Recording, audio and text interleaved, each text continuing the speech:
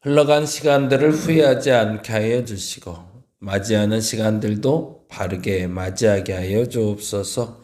하나님, 무엇보다도 오늘을 살아갈 힘을 주께 얻게 하여 주시고 내일을 살아갈 힘을 주를 의지하여 얻게 하여 주시옵소서.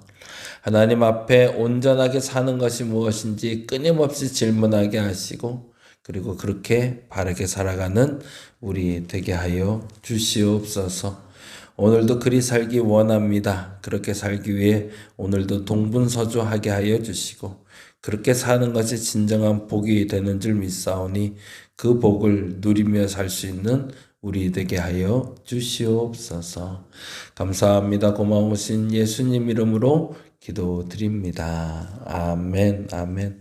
오늘은 신명기 26장 16절에서 19절까지 봅니다. 신명기 26장부터 28장까지 보는 날이고요. 그 중에 26장 16절에서 19절.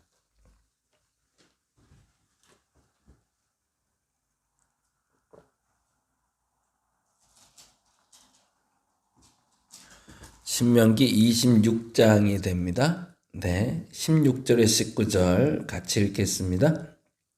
오늘 내 하나님 여호와께서 이 규례와 법도를 행하라고 내게 명령하시나니 그런즉 너는 마음을 다하고 뜻을 다하여 지켜 행하라. 내가 오늘 여호와를 내 하나님으로 인정하고 또 그 도를 행하고 그의 규례와 명령과 법도를 지키며 그의 소리를 들으라. 여호와께서도 내게 말씀하신 대로 오늘 너를 그의 보배로운 백성이 되게 하시고 그의 모든 명령을 지키라 화건하셨느니라. 그런즉 여호와께서 너를 그 지으신 모든 민족 위에 뛰어나게 하사 찬송과 명예와 삼으시고 그가 말씀하신 대로 너를 내 하나님 여호와의 성민이 되게 하시리라. 아멘.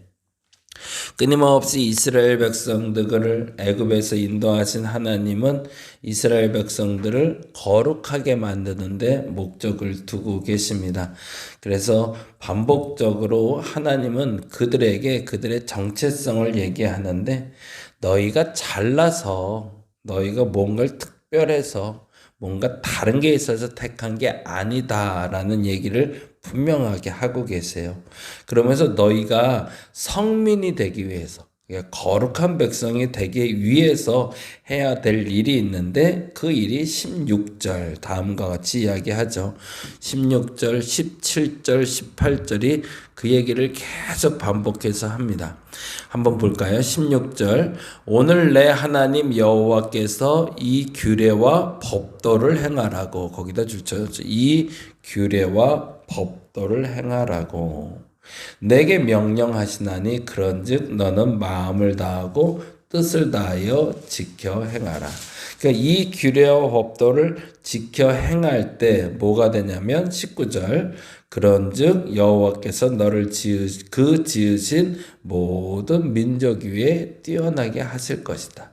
어떻게 할 때? 이 규례와 법도를 26장 16절에 규례와 법도를 지켜 행하면 너희로 뛰어나게 하실 것이지 너희가 뛰어나기 때문에 너희로 성민이 되게 한 게 아니다라는 이야기를 하세요. 그러면 이 규례와 법도는 뭘까? 이 규례와 법도는 위에 써 있는 법들을 얘기하겠죠. 26장에서는 사실은 다시 한번 11조를 강조합니다. 그래서 26장에 너희가 11조를 해야 되는 이유에 대해서 이야기하는데 토지소산의 만물이 주께 있기 때문이고요. 그리고 모든 고아와 과부와 객과 레위인들과 함께 즐거워하는 게 목적이기 때문에 그렇습니다.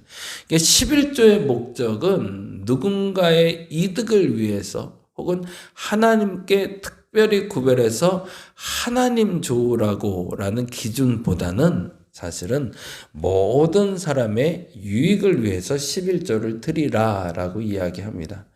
그래서 11조를 하나님께 드려서 그 첫 번째 11조는 레위인들과 제사장들이 생계를 유지할 수 있는 11조를 드리게 되어 있고요.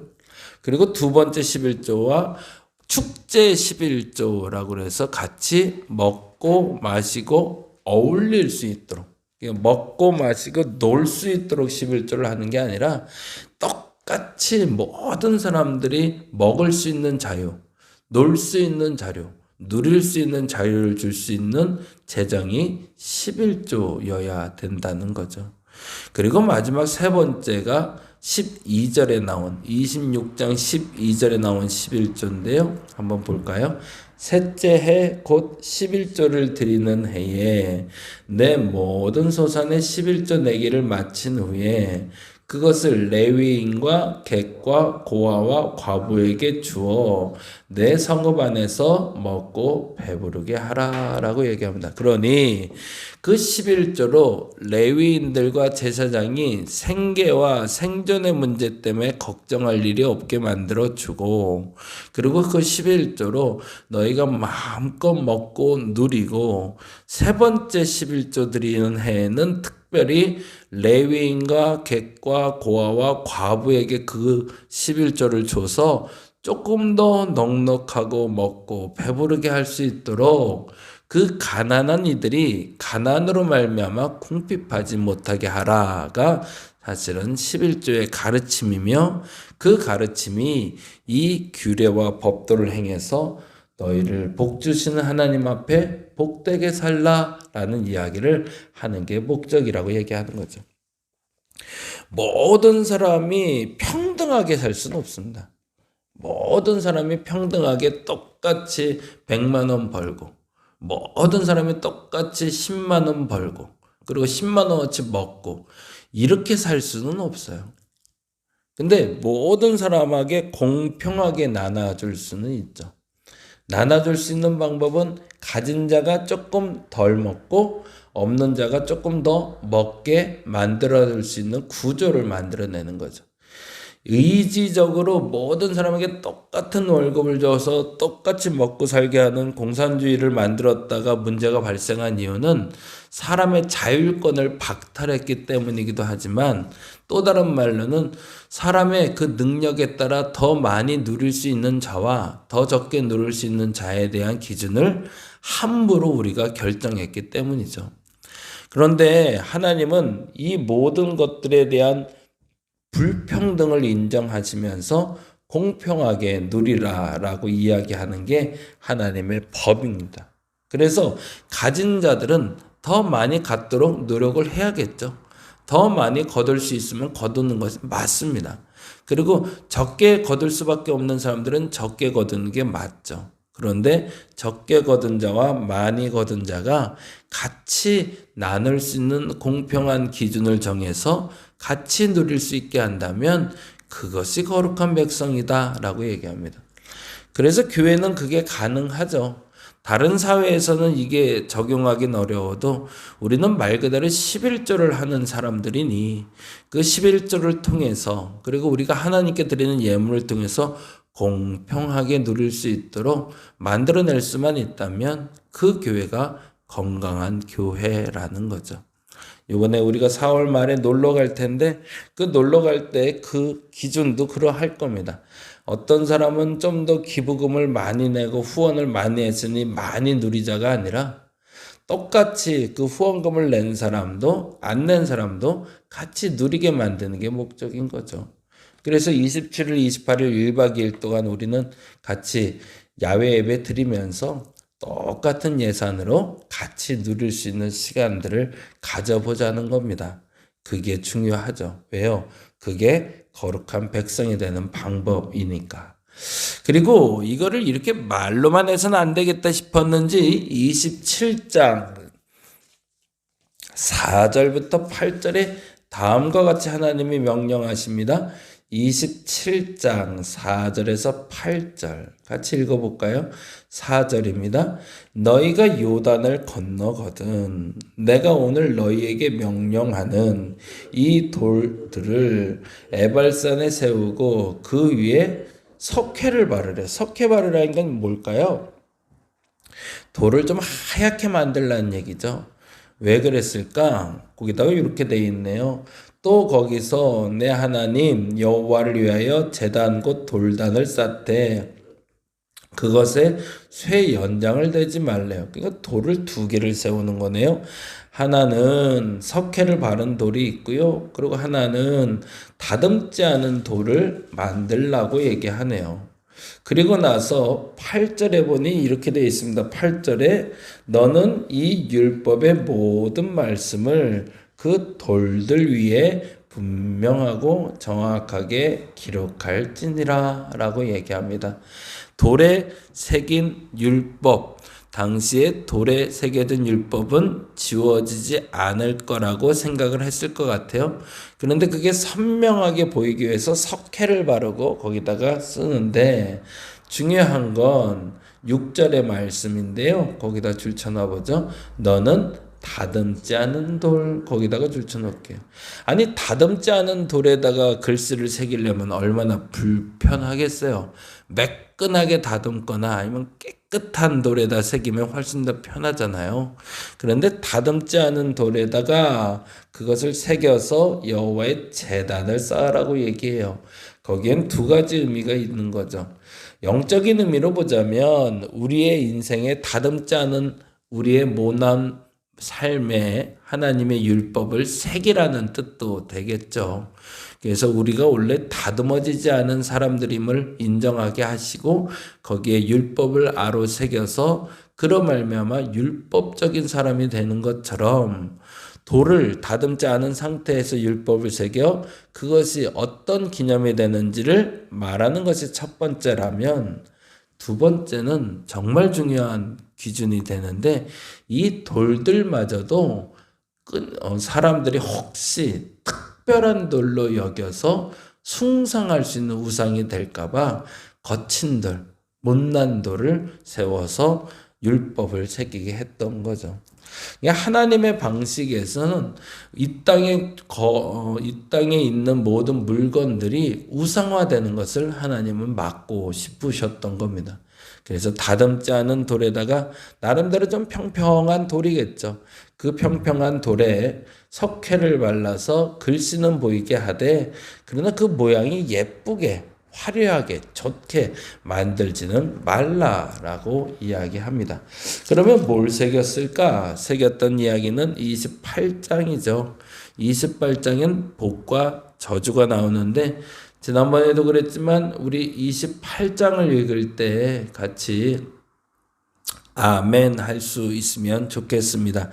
사실은 27장에는 저주가 시작이 돼요. 그래서 27장에 아멘하라 아멘해라 그러면서 27장 11절부터 26절까지는 율법을 지키지 않으면 뇌물을 받으면 남들을 죽이면 장모와 동침하면 저주받을 것이다 라는 얘기하는데 그리고 아멘 하기보다 오늘은 28장에 복 받을 것이다 라는 얘기를 들으며 같이 아멘 하고 마무리됐으면 좋겠습니다. 사실은 그래서 27장부터 28장까지 율법에 대해서 잔뜩 얘기하는데 그 중에 절반이 아니라 한 3분의 2 이상이 저주에 대한 얘기예요. 너 그러면 혼나, 너 그러면 잘못돼, 이 얘기 계속 반복하거든요. 근데 그 중에 28장 1절에서 10절까지는 복에 대한 이야기를 합니다. 그래서 28장 1절에서 10절만 읽고 마무리하도록 하겠습니다. 28장 1절에서 10절 같이 한번 읽어봅니다. 내가 내 하나님 여호와의 말씀을 삼가 듣고 내가 오늘 내게 명령하는 그의 모든 명령을 지켜 행하면 내 하나님 여호와께서 너를 세계 모든 민족 위에 뛰어나게 하실 것이라. 어떻게 하면 뛰어나게 하신대요? 삼가 듣고 지켜 행하면 성민 될 거고요. 복 받게 하실 거래요. 그리고 이렇게 얘기하네요. 그 복이 뭔지를 얘기합니다. 2절 말씀. 내가 내 하나님 여호와의 말씀을 청종하면 전제입니다. 말씀을 청종할 때 뭐가 있다? 이 모든 복이 내게 임하여 내게 이를 것이다. 네가 특별해서 복 받는 게 아니라 네가 하나님의 말씀을 청종하니 복 받는다. 근데 어떻게까지 3절에 보니 성읍에서도 복을 받고 들에서도 복을 받을 것이며 4절 내 몸의 자녀와 내 토지의 소산과 내 짐승의 새끼와 소와 양의 새끼가 복을 받을 것이며 무슨 말이에요? 내가 어디를 가도 복을 받을 것이고 내게 붙어있는 모든 것들이 다 복을 받을 거래요. 어떻게 하면 하나님 말씀을 청정하면 심지어 5절에 보니 내 광주리와 내 떡 반죽 그릇이 복을 받을 거래요. 내 광주리와 떡 반죽 그릇이 복을 받는다는 건 뭘까요? 광주리가 비워지지 않는다는 얘기고 떡 반죽 그릇이 비워지지 않는 얘기죠. 넉넉하게 채워진다는 거죠.